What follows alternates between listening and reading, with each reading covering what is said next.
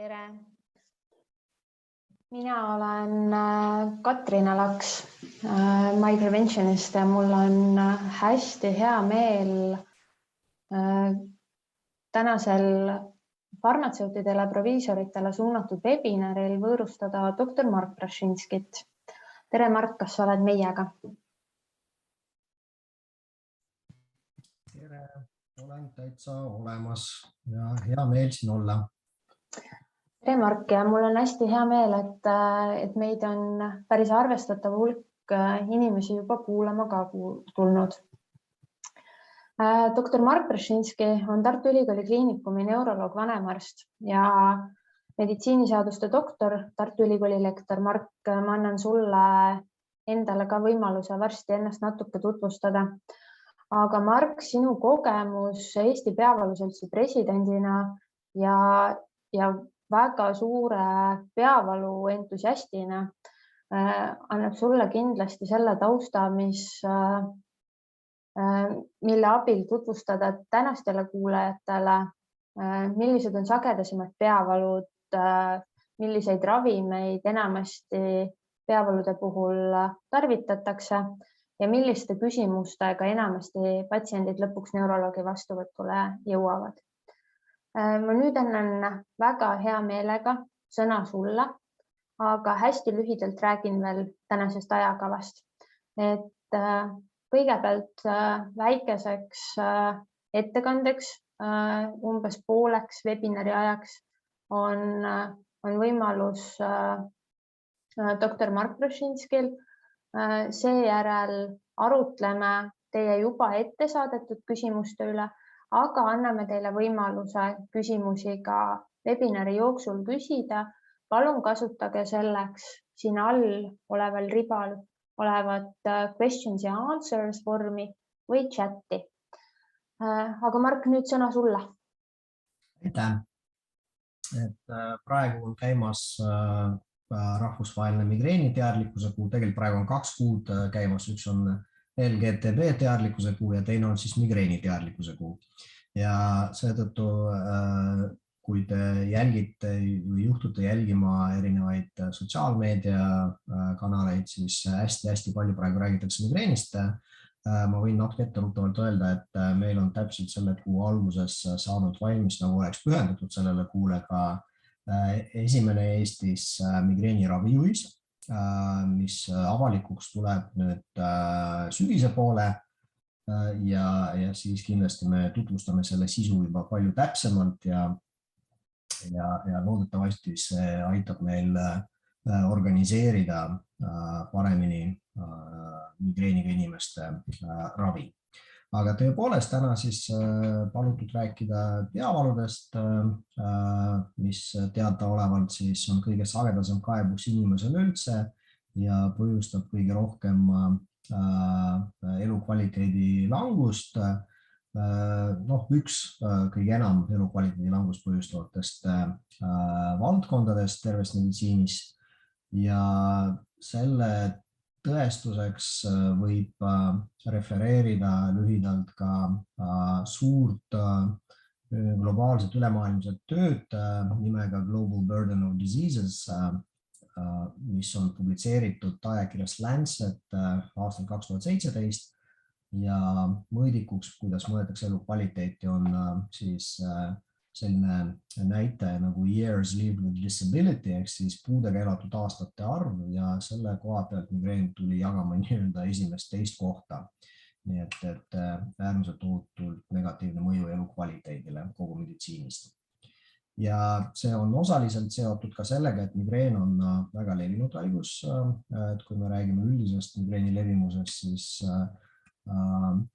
erinevates riikides need andmed, mis on avaldatud, natuke varieeruvad, aga meil siinkohal on nüüd võimalus rääkida ka meie Eesti originaalandmetest, sest alles paar aastat tagasi on meil ka doktoritöö sel teemal kaitstud ja meie andmed on maailma juhtivas peavalu ajakirjas Cephalalgia ka avaldatud, ehk siis Eestis on migreeniga inimesi täiskasvanute seas 17,7%, nii et peaaegu iga 5. inimene, täiskasvanud inimene kannatab migreeni all. Nii et see on nagu tohutu number See kindlasti ei ole ainus põhjus, miks migreen on prioriteetsete haiguste valdkonda kuulutatud, vaid kindlasti just see eelpool nimetatud mõju elukvaliteedile ja lisaks arvestab võtta, et migreeni peetakse kõige kallimaks neuroloogiliseks haiguseks. Kuidas arst diagnoosib migreeni ja teisi esmaseid peavalusid? Siin me toetume nendele vastustele, mis meie küsimustele patsiendid annavad, kui me neid küsitleme, sest et primaarsete peavalude diagnostika ongi, nagu me ütleme, kliiniline ning me ei kasuta selleks, et diagnoosida esmaseid peavalusid, sealhulgas migreeni, mingeid instrumentaalseid meetodeid, piltdiagnostikat ega laboratoorseid analüüse, vaid neid me kasutame sellisel juhul, kui meil on kahtlus, et tegemist võib olla hoopis sekundaarse peavalusündroomiga, mida on umbes 10% kõikidest peavalu kaebusega inimestest. Nii et see kõik on anamneesi võtmine ja selleks, et püstitada diagnoos, on vaja siis, et oleksid täidetud diagnostilised kriteeriumid ja seda reguleerib siis rahvusvaheline peavalude klassifikatsioon. Kindlasti on olemas ka selliseid patsiendi, kellel on rohkem kui üks peavaluvorm korraga esinemas ja selles mõttes ei tasu improviseerida ja mõelda välja mingit olematuid sündroome, nagu siin vahepeal on ajalooliselt proovitud teha, vaid iga erineva peavaluvormi kohta siis arst püüab selgitada põhjust. Sest iseenesest, kui inimesel on mingi primaarne peavaluvorm, mis on üks tüüp näiteks seda, siis see avaldub selliste stereotüüpsete atakkidena, võib-olla väikeste variatsioonidega. Ja kui on mingi muu fenotüübiga peavalu, siis tuleb mõelda, et mitu peavalu korraga võib inimesel esineda ja kõige sagedasemaks kombinatsiooniks peetakse siis kombinatsiooni migreen ja pingetüüpi peavalu. See on tingitud kõigesti ka mõlema haiguse kõrgest levimusest. Ja kui me küsitleme patsiente, siis me tahame teada, kuidas näeb välja üks tüüpiline ravile allumatu või ravimata jäetud peavalu atakk, mis annab meile sellist nagu informatsiooni haiguse loomulikust kulust. Siis me tahame teada ka tüüpilisi hoogusid või siis ka selliseid atakke, mille puhul ka hooravi on olnud efektiivne. See tähendab seda, et üldiselt selliseks diagnostikaks peab olema aega ja selline rutiinne ambulatoorne vastuvõtuaeg on kaunis piiratud ja ei ole teinekord lihtne jõuda selle piiratud ajalise ressurssi raames nii kaugele, et sa saad ise aru, et missugune on siis patsiendi esmane peavaluvorm, missuguseid atakke ta kogeb ja lisaks sellele ka veel jätta aega, et patsiendile endale ära seletada, et mis haigus tal on, kuidas seda ravitakse, mida vältida, mida teha, kaasa arvatud, missuguseid rohtusid apteegist küsida. Nagu eelpool nimetasin, et on olemas siis rahvusvaheline peavalude klassifikatsioon ja see on ka selline dünaamiline dokument, et hetkel kehtib 3.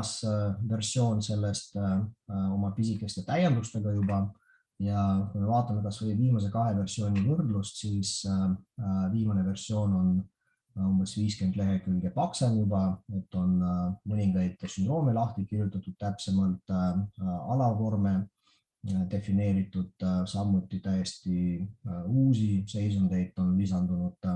Nii et ja kindlasti ei jää see 3. peavalude klassifikatsiooni versioon viimaseks, et mida rohkem meie teadlikkus selles valdkonnas tõuseb, seda täpsemaks klassifikatsioon ka läheb. Ja loomulikult see, nagu näete, 210 lehekülge, et see ei ole mõeldud selleks, et arst ega keegi tervishoiutöötaja seda pähe õpiks, vaid see on rohkem selline abimees, et kui me töötame peavaludega patsientidega, siis ja me ei tea mõnda haruldasemat sündroomi kõiki kriteeriume, et siis meil on võimalus pöörduda selle klassifikatsiooni juurde ja täpsustada siis, missuguse peavaluvormi all patsient kannatab. Aga muidu ta on tõepoolest, see on selline dokument, kus on klassifitseeritud 3 suureks peatükiks, esmased peavalud, sekundaarsed peavalud ehk teised peavalud ja siis 3. peatükk on näovalud, kraniaalsed neuropaatiad, neuralgiad, sellised haruldasemad sündroomid põhimõtteliselt. Ja loomulikult alati patsiendid ei ole nagu õpikust ja võib-olla ka niimoodi, et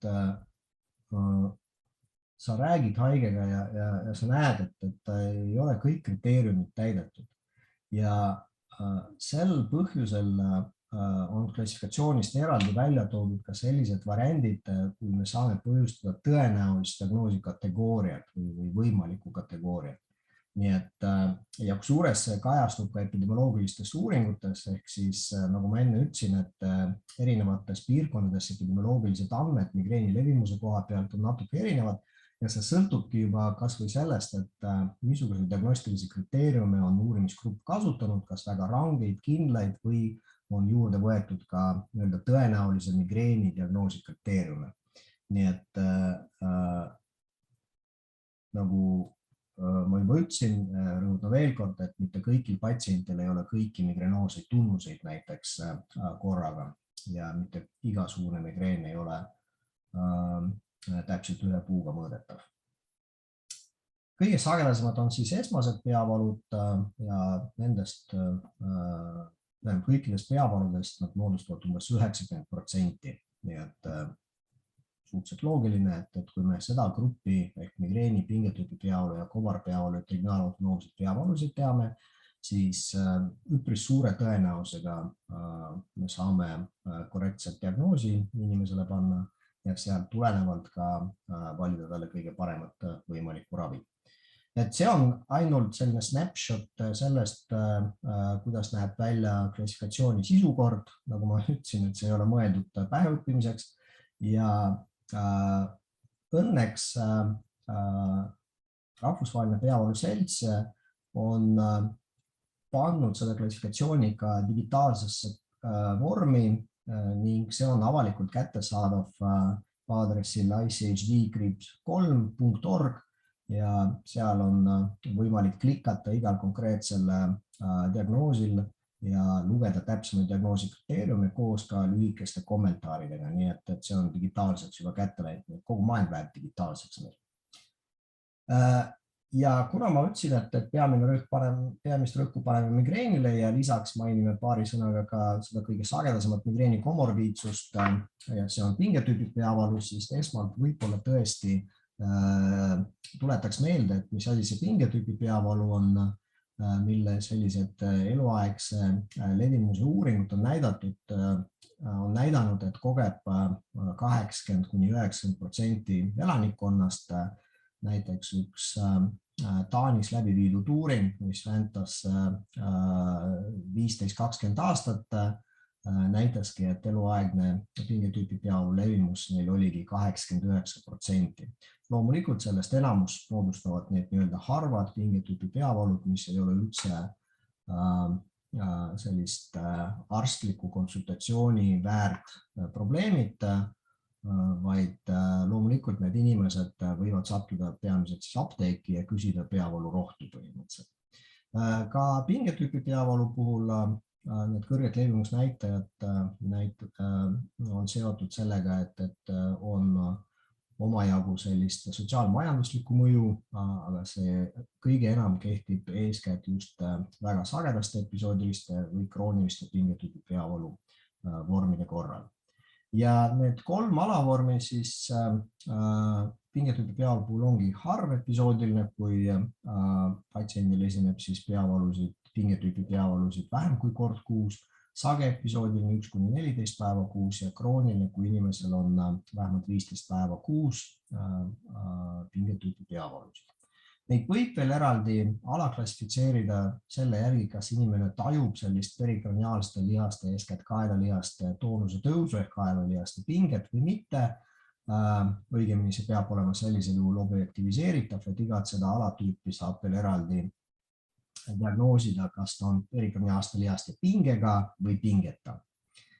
Ja nagu ma juba mainisin, et tegelikult need sageepisoodil ja eeskätt krooniline pingetüüp pealu on need, mis võivad vajada juba selliseid profülaktilise farmakoteraapia kuure ja kompleksset interdistsiplinaarset ravi. Aga üldiselt peavalu fenotüüp on selline, et tegemist on sellise bilateraalse mõlemapoolse peavaluga, mis on reeglina pigistava, suruva ehk siis mitte pulseeriva iseloomuga, oma intensiivsuselt on ta kerge kuni mõõdukas ja selline igapäevane tavaline füüsiline aktiivsus seda ei süvenda, isegi vastupidi, sageli leevendab seda peavalu, sest liigutamine aitab neid kaelalihaste pingult maha võtta. Ja tüüpilisel juhul see ongi ainult peavalu ilma kaasuvate sümptomiteta, mõni üksik nagu kerge selline valguse talumatus või siis selline isutuse tunne võib esineda, aga mida rohkem kaasuvaid sümptomeid esineb, seda rohkem peaks mõtlema, et see võib olla mõni kergema migreeni variant hoopis.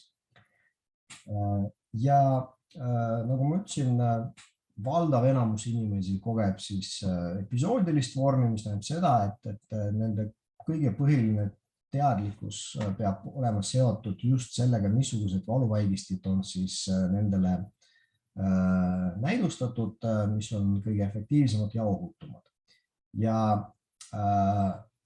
samas inimesed peavad teadma, et kus on need piirid, et kust ei tohi üle minna.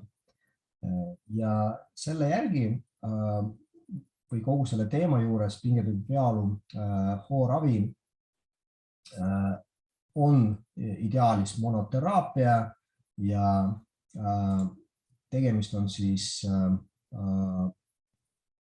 reeglina retseptivabade rohtudega, mida patsientidele soovitakse võtta. Need ongi kas paratsetamool või mittesteroidne põletikuvastane preparaat ja just monoteraapiana.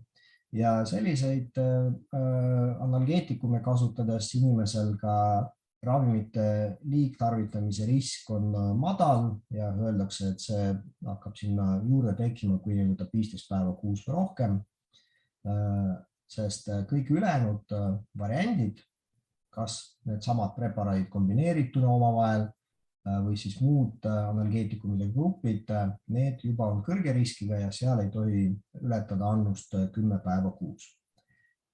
Mida me siis teame nendest kõige sagedasematest kombinatsioonpreparaatidest on see, et inimestel on väga kättesaadavad, nagu te teate, retseptivabad preparaadid paratsetamooli ja kodeiiniga ja mõnikord ka kofeiiniga, mis viib kogu seda ravi juba kombinatsioonraviks ehk polüteraapiaks ja tõstab ravimite liigtarvitamise riski ja peavalude kronifitseerumise riski. Üldiselt täiesti eraldi vajab mainimist kodeiin, sest ta on opioidne analgeetikum ja miks me ei soovita opioide kasutada esmaste peavalude hooravis on tegelikult seotud nii patofüsioloogiaga kui ka selle grupi võimalike kaasuvate kõrvaltoimete riskidega, mis on põhimõtteliselt kõrgemad kui paratsetamooli või mittesteroidstel põletikuvastastel preparaatidel. Aga kõige olulisem on võib-olla aru saada inimestele, et kui me räägime peavalust, esmasest peavalust, siis see peavalu genereeritakse ajutüves trigeminaalkompleksi poolt, kolmiknärvikompleksi poolt ja mida nimetaksegi peavalu generaatoriks. Ja see keskus on ühendatud ka kõrgemate peajustruktuuriga nagu taalamus, ajukoore teatud piirkonnad. Ja me teame, et selles kompleksis, trigeminaalkompleksis ei ole mitte ühtegi opioidset retseptorit, nii et põhimõtteliselt opioidide kasutamine esmaste peavalude puhul ja see kehtib nii pingetüüpi peavalu kui ka migreeni kui ka trigeminaalautonoomsete peavalude kohta ei ole see patofüsioloogiliselt juba õige. Ja lisaks, nagu ma ütlesin, ületarvitamine on kiirem, kronifitseerumise riskid kasvavad, kui sageli kasutada neid, ning on olemas ka spetsiifilisemad sellised opioidide kõrvaltoimed, nagu näiteks eraldi on sündroom nagu opioidide indutseeritud hüperalgeesia sündroom. Et see kõik võiks olla välditav. Ja samuti siis nii kui patsient koos ühe analgeetikumiga tarvitab kofeiini, millel on ka teatud analgeetilised nõrgad omadused täiesti olemas, siis ka tema riskid ravimide ületarvitamise suhtes hakkavad tõusma.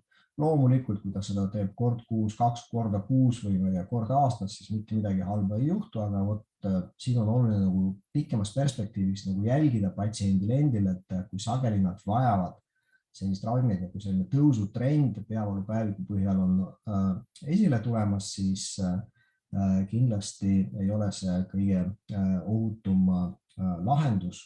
Ehk siis inimesed ise peaksid ka teadma, et mida nad siis peaksid võtma, kui sageli, mis annustes. Ja mis puudutab seda, kuidas õieti võtta, siis loomulikult, et kui me räägime peavalude hooravist, siis kui me juba ravime, siis peaks ravima võimalikult varakult hoo alguses ja efektiivse adekvaatse annusega. Nii et vahest kuuleb sellist juttu, et paratsetamool ei aita ja pärast ütleb patsient, et paratsetamooli ta võtab pool tabletti, et siis selge see, et see on ainult veerand ühekordsest täiskasvanud inimese efektiivsest annusest. Teine suund farmakoloogilises ravis on profülaktiline ravi ja pingetüüpi peavalu puhul on esimeseks valikuks amitriptyliin, mis reeglina õnneks toimib ka suhteliselt madalates annustes, et isegi 10 mg amitriptyliini võib olla efektiivne. On vähe uuringuid, amitriptyliin on tritsükliline antidepressant, on vähem uuringuid tetratsüklilistega ja pigem kui me lisaks amitriptyliinile kaalume midagi muud, siis see on kas SSRI või SNRI grupi preparaadid, mis samuti võivad olla efektiivsed, eriti nendel patsientidel, kellel on krooniline pingetüüpi peavalu kombinatsioonis mõne neuropsühhiaatrilise seisundiga ehk nagu me teame, krooniliste esmaste peavalude puhul patsientidel on kõrgemad riskid, et neil on lisaks esinemas ka meeleoluhäired, ärevushäired ja nendel patsientidel loomulikult sellistest kaasaegsematest antidepressantidest on rohkem abi, nagu just nimelt need samad SSRI, SNRI tüüpi antidepressant. Eraldi võib-olla tasub märkida seda, et botulinoteraapia ehk botox ei ole efektiivne pingetüüpi peavalu profülaktikas, sest et profülaktilisest ravist me räägime ikka siis, kui inimesel on väga sagedased peavaluhood ja sisuliselt käimas on kronifitseerumise protsessid ja mida kroonilisemaks läheb peavalu, seda rohkem see patofüsioloogia, patogenees nihkub tsentraalses suunas, et kui episoodilise pingetüübi peavalu puhul, nagu ma ütlesin, on tegemist perikraniaalsete lihaste pinge juhtiva probleemiga, siis krooniliste vormide puhul jah, see perifeerne mehhanism, kaelalihased mängivad ka rolli, aga põhiline, mis toimub, mis hoiab seda peavalude sagedust nii kõrgena, on kõik see, mis toimub tsentraalselt, nii palju kui me teame kroonilistest peavaludest. Nii et ja sellisel juhul loomulikult see botulinoteraapia siin, mis on puhtalt perifeerse toimega, see ei aita. Küll aga aitab mittefarmakoloogiline ravi ja on juba aastaid teada, et kõige efektiivsemad on siin kognitiivkäitumuslik teraapia ja füsioteraapia ja seetõttu on ka meie Tartu Ülikooli Kliinikumi peavalukliinikus on ka füsioterapeut ja kliiniline psühholoog, sest et mida kroonilisemaks läheb peavalu, seda interdistsiplinaarsemaks, komplekssemaks tuleb see ravi ajada, et saavutada võimalikult maksimaalselt head ravitulemused. Võib pingetüüpi peavalu puhul kasutada ka akupunktuuri, massaaži, erinevaid relaksatsioonitehnikaid, kuid ei toimi kindlasti selline passiivne interventsioon, mille puhul siis inimesest lastakse läbi seal elektrit ja magneteid, lasereid, soojust, selles valdkonnas siis ei ole efektiivne. Ja teine põhiline õigemini teema on siis migreen. Migreeni fenotüüp on juba palju laiem ja siin me räägime sellest variandist nagu migreen auraga, migreen ilma aurata.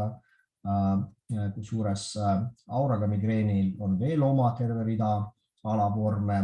Eraldi tuuakse välja kroonilist migreeni ja siis migreen olles trigeminovasculaarne ajuhaigus omab ka teatud reaalseid tüsistusi. Kuid kõige tavalisem migreeni vorm on aurata migreen, mille puhul üks ravile mittealluv või ravimata hoog kestab 4 tunnist kuni 3 päevani, välja arvatud lastel võib olla 2 tundi kõige lühem hoog. Ja klassikaliselt on ühepoolne pulseeriva iseloomuga mõõdukalt tugev kuni väga tugev peavalu, mis läheb hullemaks, kui inimene teeb midagi füüsilist ja see füüsiline ei peagi väga suur koormus olema, et täiesti tavaline kõndimine või trepist ülesminek juba piisab, et peavalu läheks selle foonil tugevamaks. Et piltlikult öeldes need inimesed eelistavad hooajal ikkagi pikali olla ja mitte liigutada või istuda ja mitte liigutada. Ja migreeni puhul on juba olulised ka kaasuvad valuga sümptomid ja kõige tüüpilisemad on iiveldus, oksendamine ja foto- ja fonofoobia. Paljudel on lisaks ka osmofoobia ehk siis lõhnade talumatus, mis ei ole küll klassifikatsioonis, aga kliinilisest praktikast võib seda julgelt väita. Nüüd auraga migreeni puhul siis enne valuataki eelneb selline nähtus, millega on seotud ajukoore mehhanismid ehk leviv kortikaalne depressioon, mis kliiniliselt väljendub sellistes ühepoolsetest lateraalsetest sümptomitest, millest kõige sagedasemad on visuaalsed, aga võivad olla ka sensoorsed, motoorsed sümptomid, mis arenevad minutitega ja kestavad kuni tund aega. Ja klassikalise auraga migreeni puhul siis nii kui see aura saab läbi, siis hakkab pea valutama, aga see võib varieeruda, et aura võib korduda ka migreeni hooajal, on olemas ka selliseid migreeni variante, kus käivad ainult aurad ilma peavaluta ja nii edasi. Ja krooniline migreen eraldiseisva vormina on siis nii auraga kui ka aurata, mille sagedus on siis nii kõrge, et inimesel kokku peavaludega päevade arv on vähemalt 15 päeva kuus, ehk siis sisuliselt poole ajast inimene on siis peavalude käes. Ja millega me siis aitame inimesi on, me teame, et need tavalised retseptivabad universaalsed valuvaigistid, paratsetamool ja mittesteroidsed on reeglina väheefektiivsed migreeni okupeerimiseks, kui siis pigem on need lahustuvad NSAIDid, mis annavad sellist kiiret efekti, mis migreeni hooravi puhul on eriti oluline ja siiski see efektiivsus on kusagil alla 20%.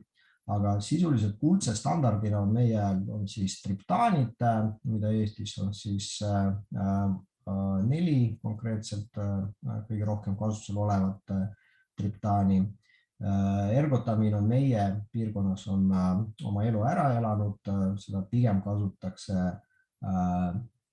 arengumaades, kus triptaanid ikka siiamaani on liiga kallid ja kättesaamatud, kuid siiski ka siin kõikide teiste nende analgeetiliste ravimitega peab arvestama ka seda, et täpselt samamoodi ei tohi tekkida seda liigtarvitamist, kuna võib tekkida ravimite liigtarvitamist tingitud peavalu.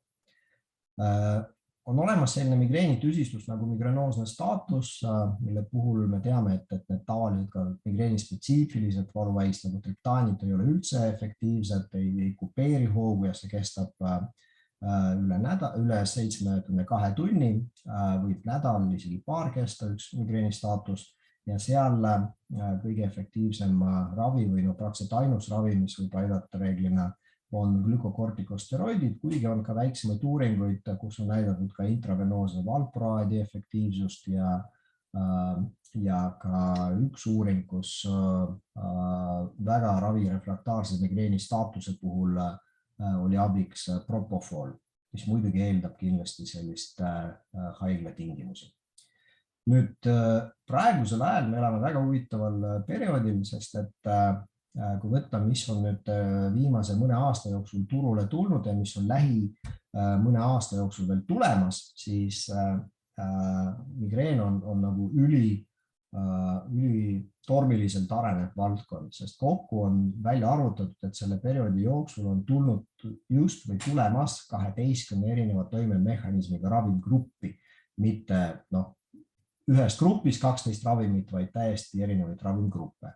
Ja mis on juba Põhja-Ameerikas kasutusel ja praegu on Euroopa tasemel registreerimisel on ditaanid migreenihoovravimid, mis on serotoniini 1F retseptori agonistid, lasmiditaan on see esimene linnuke nii-öelda selles valdkonnas ja siis selline rühm migreenihoovravimid nagu gepandid, mis töötavad CGRP vastasel mehhanismil ja CGRP on kaltsitoniini geeniga seotud valk, mida peetakse üheks võtmemomendiks migreeni patogeneesis ja need on unikaalsed sellised ravimid, need gepandid, mida me väga pikisilmi ootame, kuna CGRP vastase mehhanismi abil nendel ei teki ravimite liigtarvitamise riski, sest et seesama CGRP vastane mehhanism on näidatud ka profülaktilise efektiga. Nii et väga-väga tahaks loota, et meil gepandid jõuaks turule samuti.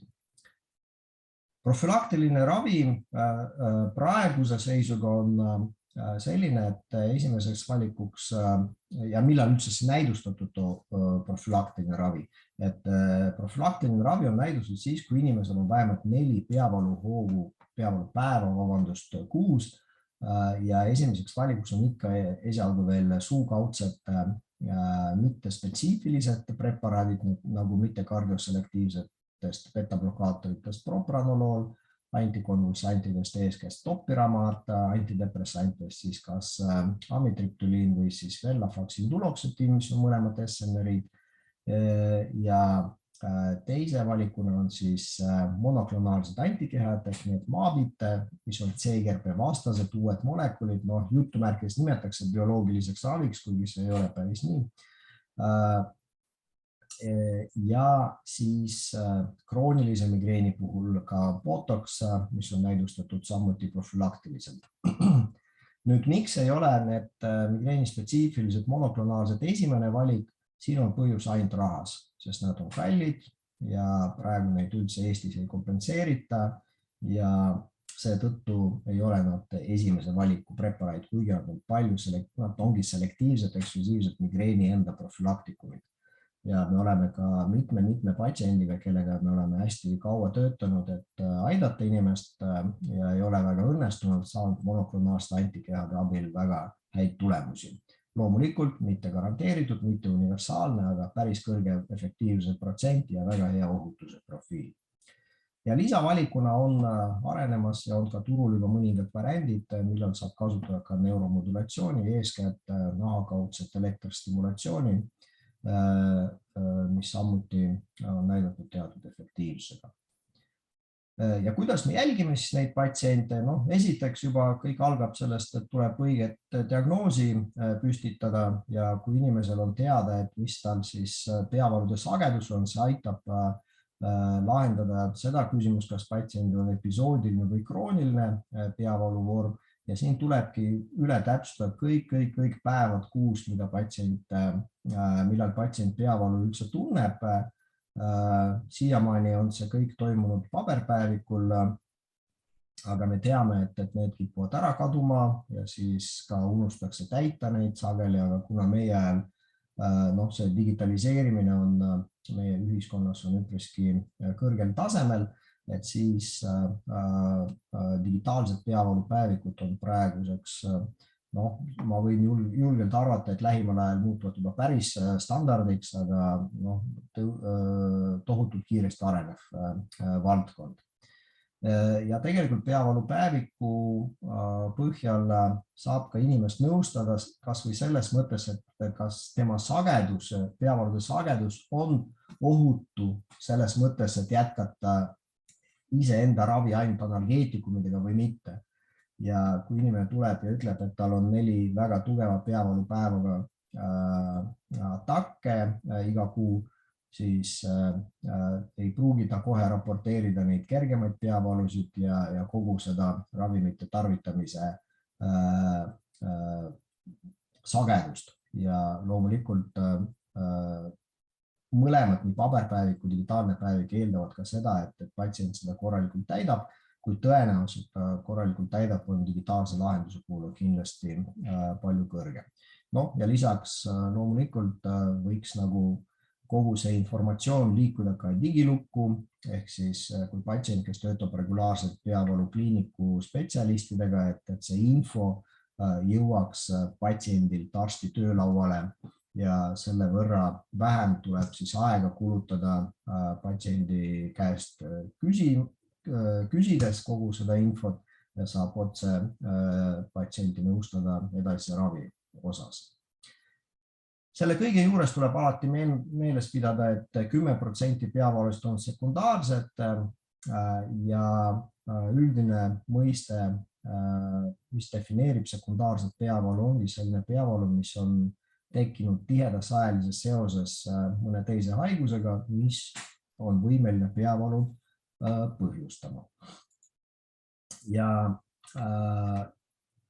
peavalude valdkonnas üks põhilisi probleeme sekundaarsetest peavaludest, millega me tegeleme, ongi see sama ravimite liigtarvitamisest tingitud peavalu. See on sekundaarne peavalu. See tekib siis, kui inimesel on mõni esmane peavalu vorm ja inimene jääb tarvitama valuvaigisteid tõusva sagedusega ja ületades teatud piire, mis on reeglina 10 või 15 päeva kuus, tekib selline surnud ring, mille puhul peavalud lähevad tugevamaks, valuvaigiste efektiivsus järjest langeb, aga inimene tahab ikka valust lahti saada, ta võtab neid valuvaigisteid juurde ja nad hakkavad tekitama juurde peavalusid. Nii et sealt surnud ringist inimest aidata välja pääseda on õnneks võimalik ja me teame, et see MOH ehk medication overuse headache on täiesti ravitav ja me teame, et väga sageli, kui me võõrutame patsienti ravimite liigtarvitamisest, kes juba sinna surnud ringi on sattunud korra, siis peale seda me alles võime aru saada, et kui palju seda esmast peavalu seal all üldse on. Ja mõnikord hämmastavalt inimesed on üle tarvitamas valuvaigisteid aastaid ja selle aja jooksul võib isegi juhtuda, et see esmane peavalu iseenesest on juba ammu läinud remissiooni, aga see, mis hoiab seda peavalu patsiendi jaoks igapäevasena ja aktuaalse probleemina, on just ravimite liigtarvitamine, analgeetikumide liigtarvitamine.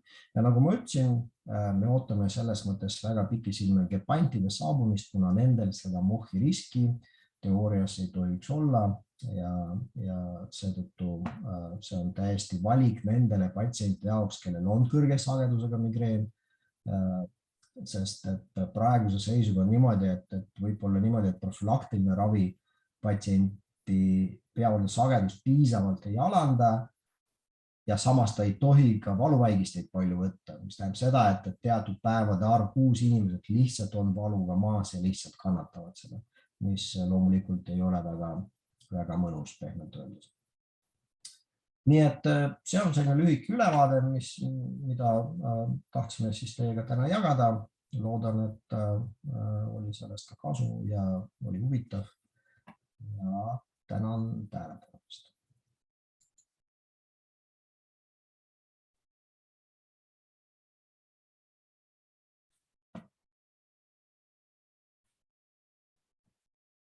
Nii, Katrina, sul on mikrofon vist väljas olnud. Ja nüüd me kuuleme mind ka ja vaatame, kas me näeme ka meid kõrvuti. Aitäh, Mark, selle põneva ülevaate eest. Ma loodan, et meie kuulajatel oli ka põnev. Hetkel te ei ole chatis midagi küsinud, aga mul on küsimused, mis te olete meile ette saatnud. Nüüd tuli üks küsimus ka chati, aga alustame ikkagi nende küsimustega, mis ette saadetud on. Mark, kuidas aru saada, et peavalupatsient vajab apteegis abi? Kas on mingeid suunavaid küsimusi, mida saab inimeselt küsida ka apteeker või proviisor ise?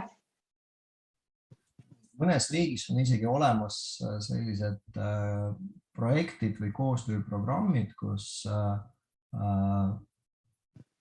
rahvuslik peavalude organisatsioon, reeglina selts koostöös siis proviisoritega on levitanud küsimustikke, mis on eelnevalt läbinud valideerimisfaasi ja sellist tõenduspõhisuse kontrolli, mis reeglina sisaldavad 3–6 küsimust, mida pakutakse siis, mida palutakse apteekril patsiendi käest, ta ei ole patsient, on inimene apteegis, peavaluga inimese apteegis käest küsida.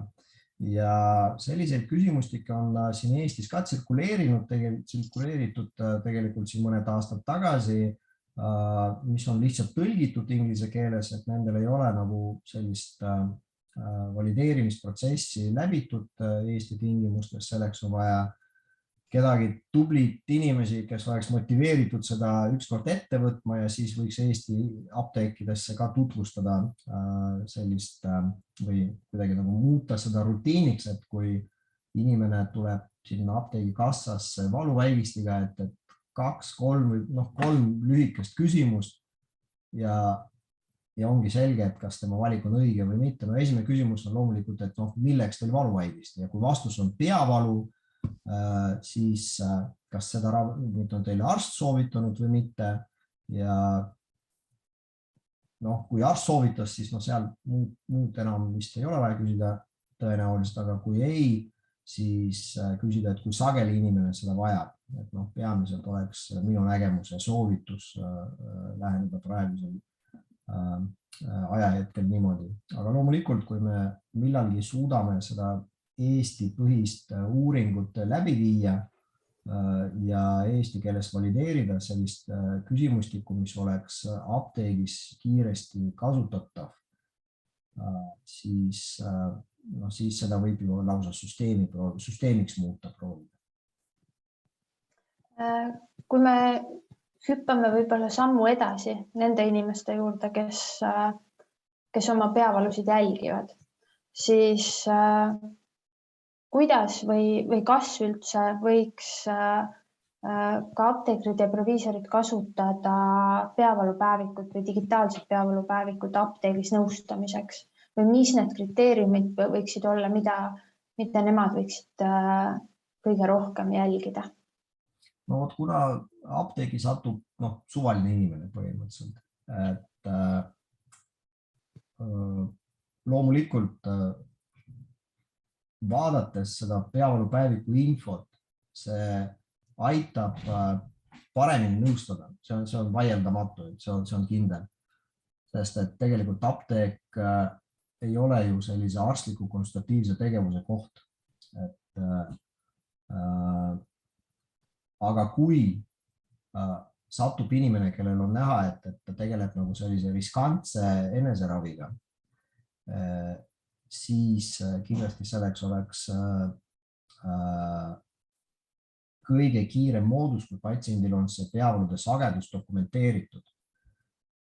Ja teistpidi võttes, et kuidas inimene saab teada, et temal on vaja peavalupäevikut täida, kui ta ei ole arsti juures kunagi käinud, ta lihtsalt iga kord käib apteegis läbi, võtab seda valuvaigistit ja seal kodus üksinda seda krõbistab ja arsti juurde ka ei lähe.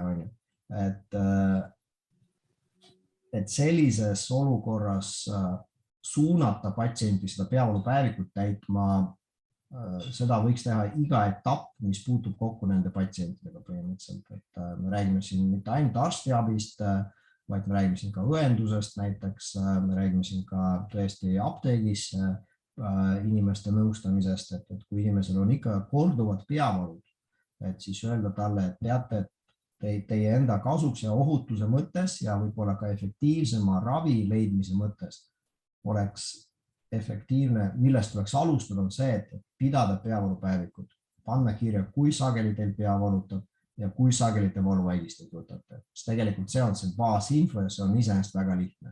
See ei ole üldse keeruline. aga inimesed lihtsalt ei tea seda. Väga paljud ei tea ja see on ka see, mis me oleme Migraventionis näinud patsiendiseminare läbi viies, et see informatsioon tuleb lihtsalt kasutajateni viia ja õpetada nii inimesi aitama nii endid kui spetsialiste selle peavalupäeviku abil. Kas on mingeid tüüpilisi ravimite tarvitamise vigu, mida peavalupatsiendid, eriti migreenikud enamasti teevad? Kas võetakse valesid ravimeid koos, mida tegelikult võtta ei tohiks? Sa rääkisid opioididest enne, aga kas on veel mingeid asju? Jaa, et iseenesest selles valdkonnas on küll mitmesuguseid uuringuid läbi viidud maailmas ja publitseeritud ja seda self-managementi on analüüsitud ja põhilised probleemid, kui me keskendume kas või migreeni peale, on siis tõesti ebaõige preparaadi valik. Siin me räägime kas või seesama näide, mis me räägime monoteraapia versus polüteraapia, siis ebaõige annus, et poolikute annustega, siis vale ajastus, migreeni puhul jällegi, mida varem hoogu ravida, seda efektiivsem see on. Ja lõppkokkuvõttes, mida hiljem juba alanud või käiku läinud ataki puhul inimene hakkab seda ravima, seda lõppkokkuvõttes ta läheb rohkem valuvaigisteid tarvis. Et põhimõtteliselt on nagu jaotuvadki 3 valdkonda, nagu ma nimetasin, et õige preparaat, õige annus, õige ajastus. Väga hea. Kui me juba rääkisime ravimite ületarvitamise peavalust, siis selle kohta on nüüd 2 küsimust, 2 eraldi teemat täitsa, et kuidas seda jagada. Et kas võib patsient võtta või kas inimene võib võtta ühes kuus 10 päeva triptaani ja lisaks 10 päeva paratsetamooli, ibuprofeeni või kuidas selline ravimite tarvitamine akumuleerub? Ei või. Ei või. Üle 15 päeva puhul nagunii ei saa. See on juba krooniline peavalu ja seda peaks ravima profülaktiliselt eeskätt.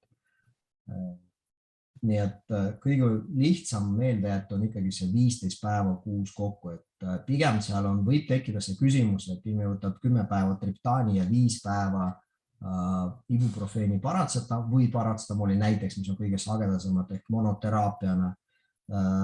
Et see on veel selline täpselt piiripealne. Aga mida ma soovitan meeles pidada on ka see, et tegelikult need soovitused, need on ju nagu kokkuleppelised. Et me teame, et see, kui inimesel tekib see MOH, see krooniline peavalu ravimite liigtarvitamine, see ei ole nii, et ma jõudsin 10 päeva, nüüd krõps, mul on MOH, vaid see on selline protsess, mis nagu tasapisi hakkab paranema juba varem, kui need 10-15 päeva kuus on saavutatud. Need 10 või 15 päeva kuus on kokkuleppelised piirid, mis toetuvad kliinilisel evidentsil, mis on uuringutega näidatud, et millal need riskid on juba tõestatud. Ja kui me räägime profülaktikast, et kuidas seda MOH-i ära hoida, sest ära hoida MOH-i on palju lihtsam, kui pärast seda ravida. Siis on uuringud, mis on näidanud, et näiteks valuvaigistite kokku tarvitamine alla 8 päeva kuus võib olla isegi protektiivse efektiga, sest see vähendab tundide arvu, kui palju inimene veedab koos valuga, mis on omakorda kronifitseerumise riskiks. Nii et need piirid on, kuidas ma ütlen, nad on ikkagi nagu spetsialistide ekspertarvamuse põhjal kokku lepitud, võttes arvesse kogu seda evidentsi, aga ajus, mis toimub, see toimub juba palju varem, kui need 10 või 15 päeva kuus on saabunud. Aga kindel, et 10 see ei ole üldse hea, see on paha. Ja tuletan jälle meelde, profülaktilist ravi tuleb alustada siis, kui inimesel on ainult 4 päeva kuus. Et mitte lasta sellel MOH-il üldse välja kujuneda. Ja jälgida seda individuaalsust ka, et kui palju see valu tegelikult elamist mõjutab. Ja, et no kui me räägime juba nagu nendest uuringutest, siis praegu praktiliselt ei ole ühtegi kaasaegset sellist uuringut, kus ei oleks eraldi mõõdikuna kasutatud ka elukvaliteedi küsimustikke näiteks. Et migreenipatsientide puhul on ju väga palju näidatud seda, kui palju elukvaliteet valu tõttu langeb ja millised on ka kaasuvad sekundaarsed haigused, kui valuga piisavalt vara tegelema ei hakka. Et mina ise patsiendina olen ikka korduvalt sattunud esimese asjana apteeki käsimüügi valuvaigistit ostma, ja ma arvan, et väga-väga paljude migreenipatsientidega see nii samamoodi on. Mõju elukvaliteedil on tegelikult kompleksne, et sa ütlesid jah, et see valu mõjutab, jah, valu on sageli see juhtiv, mis mõjutab, aga tegelikult migreen on nii palju komplekssem probleem, et seal on lisaks, mis mõjutab elukvaliteedi, kas või näiteks need hood, kui inimesel võib-olla valu on enam-vähem valuvaigistina kontrollitav, aga näiteks me ei saa kuidagi kontrolli alla seda oksendamist. See võib nagu 2-3 päeva inimene oksendab migreeni hooga, valu ei pruugi tema jaoks dominant olla isegi, et valu võib olla valuvaigistiga palju kergem. Ja veel, mis mõjutab ka kaudselt elukvaliteedi, on kogu see stigma, mis käib migreeniga kaasas, mis see on ka juba mitu aastat tagasi näidatud, et migreen on top 3 haigusi inimesele üldse, mis stigmatiseerib. Ja see on midagi, millest me püüame kõik koos ka üle saada, et inimesed julgeks rääkida, miks neil pea valutab ja miks nad ka apteegi uksest sisse astuvad ja valuvaigistit ostma tulevad. Ja see on ka üks põhjusi, miks juba mitmendat aastat juunikuu on migreeni teadlikkuse kuu üle maailma. Mark, kas medication overuse headache, ravimite ületarvitamisest põhjustatud peavalu võib tekkida ka siis, kui inimene tarvitab ravimit, valuvaigistavat ravimit, mittesteroidset põletikuvastast ainet regulaarselt mingil muul põhjusel, näiteks liigesevalu. Aga juhul, kui tal on olnud probleeme peavaluga varasemalt. Ja, see esimene pool jah, et kui inimene tarvitab neid NSAIDe näiteks liigesprobleemi tõttu või mingi muu valu pärast, et nendel seda mohhi ei kujune. Ja nendel, kellel on kaasuvalt nii mõni esmane peavalu kui ka mingi haigus, mis tõttu nad vajavad NSAIDi, seal kindlasti võib see tekkida, aga selgub, et meie aju reageerib erinevalt sellele valuvaigistile, sõltuvalt sellest, et mis ajahetkel see valuvaigisti võetud, kas on võetud sel hetkel, kus peavalu ka oli juures või mitte. Et no, hästi kaudse paralleelina võib tõmmata näiteks, me ju teame, et opioidid võivad põhjustada sõltuvust, aga nad põhjustavad sõltuvust ainult nendel inimestel, kes võtavad opioide ilma valuta. Sest kui inimesed võtavad seljavaluga näiteks opioide, neil sõltuvust ei teki, sest siis on kõik need spinaalsed opioidretseptorid on üles reguleeritud ja tsentraalseid efekte, mis annavad sõltuvust opioididest, nendel inimestel ei teki. Midagi sarnast võib tekkida või võib ajus toimuda ka mohhi puhul, et teatud retseptorid reguleeritakse, teatud keskused reguleeritakse üles ja see toimub siis, kui see aine satub süsteemi, siis kui inimesel on peavalu parasjagu. Mark, kuidas on lood kodeiiniga, kui me räägime juba teist tüüpi ravimitest? Kas ja kuidas kodeiiniga valuvaigistid peavalude puhul mõjuvad ja kas nad võiksid migreeni ja ka üldiselt kaduda üldse käsimüügist? See on keeruline küsimus, et meie, kui me elame oma peavalu mullis, kui võib nii öelda, meile võib see korra tunduda hea mõte, et kaotame käsimüügist neid ka madala kontsentratsioonsisaldusega opioide, eks seda sama kodeiini on ju. Aga samas, et me teame, et hästi palju selliseid seisundeid või on mitmeid seisundeid, mille puhul see sama kodeiin ei ole üldse halb seal. Noh, näiteks inimene tõmbab selja ära, seljavalu näiteks, ajutine probleem, tal on paari nädala jooksul lihtsalt seda, võib-olla tavaline paracetamol ei ole efektiivne, aga kodeiiniga on parem. Või veel parem näide võib-olla on need hooajalised viirusinfektsioonid, mis paljudel inimestel kulgevad sellise hästi piinava köhaga ja kodeiin väikses annuses pärsib seda köha ka. Nii et siin laiemalt võttes ma arvan, et peamist rõhku peab panema inimeste teadlikkusele, et nad teaks, mida, mis olukorras võtta, kuidas võtta. Aga jah, kui me räägime sellest isoleeritud peavalu maailmast, siis seal paljud spetsialistid on seda meelt, et kaotame need väikses annuses kodeiinid üldse vabast müügist ära. Pigem on asi siiski nõustamises ja selles, et mitte neid soovitada peavalupatsientidele. Mark, kui inimene on võtnud aastaid ibuprofeeni migreeni vastu ja nüüd selle ravimi ära jätab ja peavalud on läinud veel tugevamaks kui enne, kas on lootust, et need peavalud hakkavad ühel hetkel vähenema? Kindlasti. Et siin jällegi küsimus selles, et kui inimene on tõesti võtnud ibuprofeeni, sõltub, kui sagelilt on seda võtnud, kui see peavalude halvenemine oli seotud sellega, et migreeni juurde on tekkinud mohh, sest ibuprofeeni sai liiga palju, siis võõrutus ongi ainuke selline kõige efektiivsem ravi, aga alguses esimesed nädalad on kindlasti hullem, sest see võõrutus ei toimi nii, et täna ma otsustasin, et ma ei võta ja homme ma olen terve.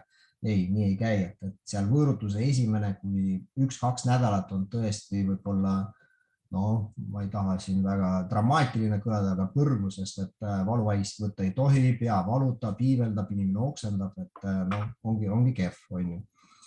Teine küsimus on see, et migreen on iseenesest ka dünaamiline selline haigus ja see võib sõltumata sellest, kui hästi või halvasti oli see ravitud, ta võib iseenesest ka nagu kehvemaks minna. See on muide üks põhjus, miks kroonilist migreeni on viimasest peavalude klassifikatsioonist tuuakse välja eraldi migreeni vormina, mitte nagu vanasti oli see migreeni tüsistus. Ta on praegu eraldiseisev. Ja sellega kaasas käib ka see, et alluvus H-ravimitele ajas võib muutuda kehvemaks. Ja veel üks selline võimalus on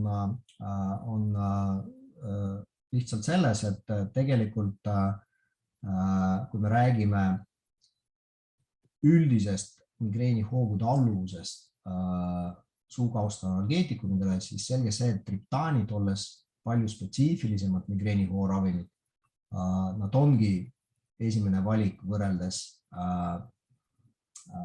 NSAID-idega ja ibuprofeeniga.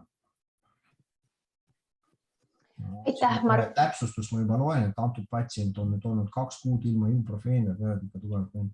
Jah, et jälle sõltub sagedusest, et kas me räägime siin igapäevasest peavalus või need hood on harvad, aga lihtsalt nii tugevad, et see on juba, see vajab täpsustamist, et see sagedus, mis tõttu jällegi päevik on hästi oluline. Et päeviku põhjal hinnata, et kas see inimene võib-olla vajab profülaktilist ravi, kui tal on 4 päeva kuus või rohkem.